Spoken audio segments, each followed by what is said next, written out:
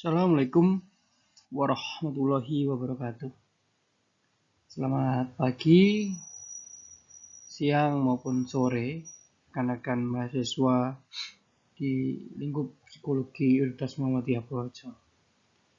Pada kesempatan kali ini, saya ingin menyampaikan beberapa informasi perihal kontrak belajar di mata kuliah asesmen 1, yaitu observasi wawancara. Karena mohon maaf, pada pertemuan kali ini saya tidak bisa mendampingi secara langsung karena sedang menjadi panitia dari PPKMB.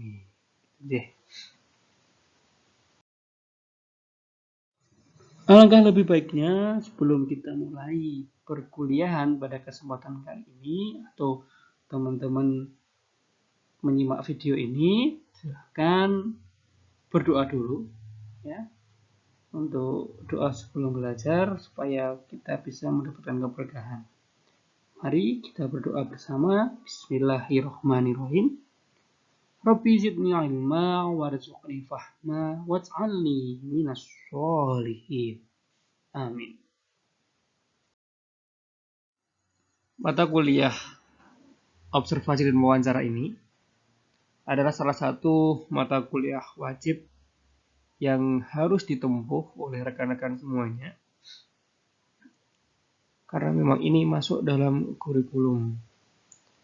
Dan mata kuliah asesmen dan observasi atau mata kuliah asesmen 1, observasi dan wawancara, ini nantinya akan membahas mengenai bagaimana caranya kita untuk melakukan observasi dan wawancara untuk berbagai keperluan. Salah satunya adalah keperluan dalam melakukan asesmen pada seseorang, baik dalam lingkup dunia pendidikan, industri, sosial, klinis, maupun perkembangan. Juga hal ini akan bermanfaat bagi rekan-rekan, baik untuk kelangsungan atau proses pengerjaan studi akhir, dalam penulisan skripsi, dalam pembuatan karya-karya ilmiah, ataupun dalam proses teman-teman nanti ketika sudah bekerja di tempat kerja kalian. Oleh karena itu, pada mata kuliah ini silahkan teman-teman mahasiswa bisa menggunakan kesempatan sebaik-baiknya untuk belajar secara totalitas mengenai asesmen 1, observasi dan wawancara ini ya.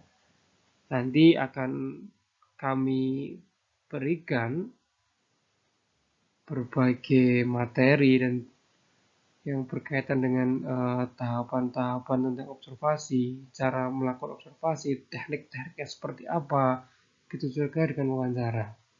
Nah, mata kuliah ini terbagi menjadi 2 hal, teman-teman. Yang pertama, akan kami sampaikan teori sebanyak 40%, dan akan kami bimbing dan teman-teman juga akan melakukan praktik dengan besaran 60%. Ya.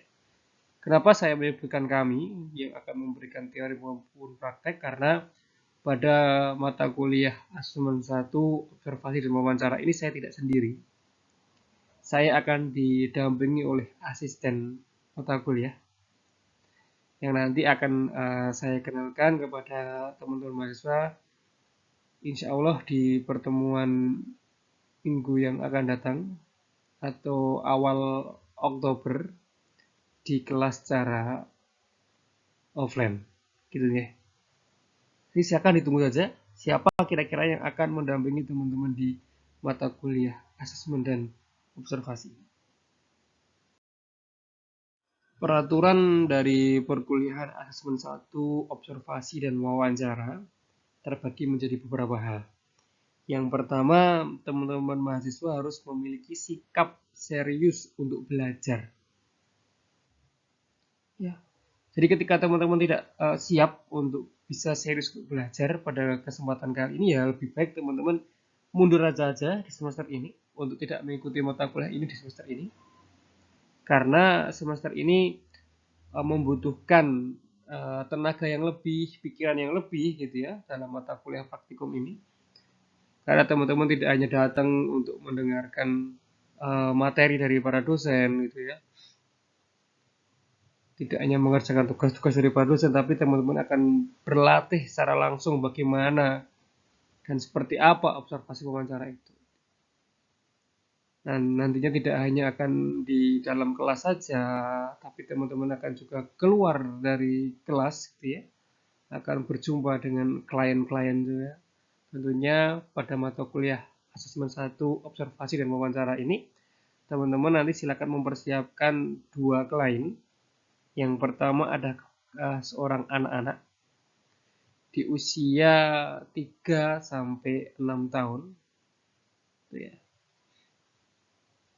Dan yang kedua adalah klien dewasa. Ya. Kapan digunakannya dan apa yang akan kita lakukan kepada para klien-klien itu, silakan ditunggu ya di pertemuan yang akan datang.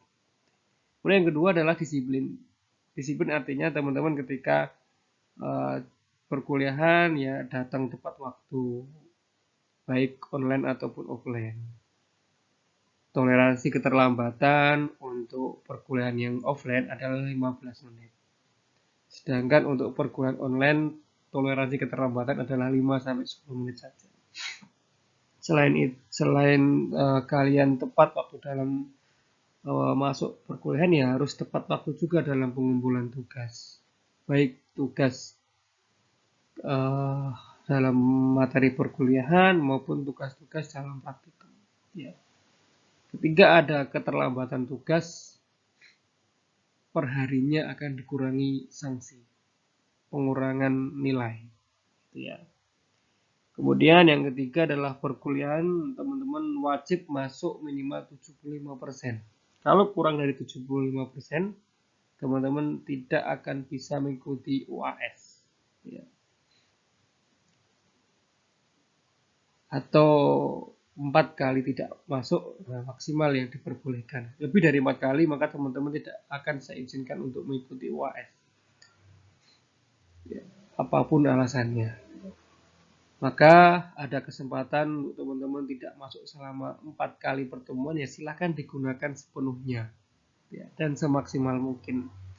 Artinya ketika teman-teman harus misalnya terpaksa harus sakit atau ada keperluan dengan keluarga yang mendesak dan sebagainya, ya gunakanlah waktu 4 kali pertemuan itu untuk tidak masuk. Selebihnya, walaupun teman-teman menyusulkan surat izin sakit dari dokter pun tetap tidak akan saya toleransi jikalau sakitnya hanya istirahat di rumah. Tapi kalau teman-teman harus mendapatkan perawatan dari dokter di rumah sakit atau rawat inap, lah itu akan bisa menjadi bahan pertimbangan yang lain untuk saya.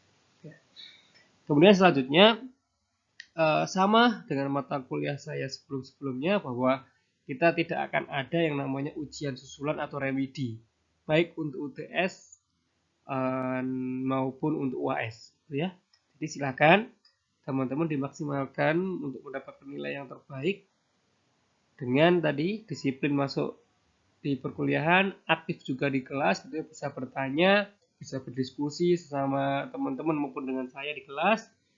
Kemudian benar-benar memperhatikan materi maupun praktiknya sehingga UTS dan UAS bisa mengerjakan dengan baik. Dan tentunya teman-teman wajib mengikuti praktikum. Ya. Kalau tidak mengikuti praktikum, berarti hanya akan mendapatkan nilai teori tadi sebesar 40%. Kalau misalnya total nilai teori itu sangat rendah, ya tentunya ini akan membuat nilai akhir dari teman-teman ini juga tidak akan baik. Gitu. Baik teman-teman, untuk materi yang pertama di pertemuan kali ini saya rasa cukup itu, ya. Tentang etika dalam konseling ini,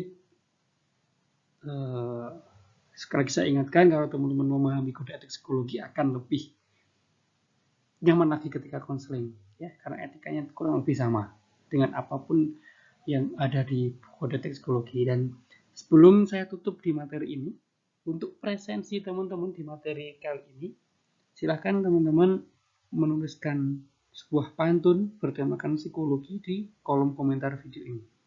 Ya, pantun dituliskan, setelah pantun di bawah pantun dikasih dalam kurung itu ya nama dan NIM kalian.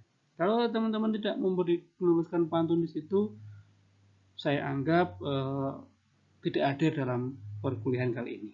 Nah, kesempatan teman-teman untuk mengisi pantun itu sampai besok pagi pukul 8.00. Itu ya. Mari kita tutup materi kita ini dengan doa penutup pembelajaran. Subhanakallahumma wa bihamdika asyhadu alla ilaha illa anta astaghfiruka wa atubu ilaik. Amin. Sekian. Assalamualaikum warahmatullahi wabarakatuh.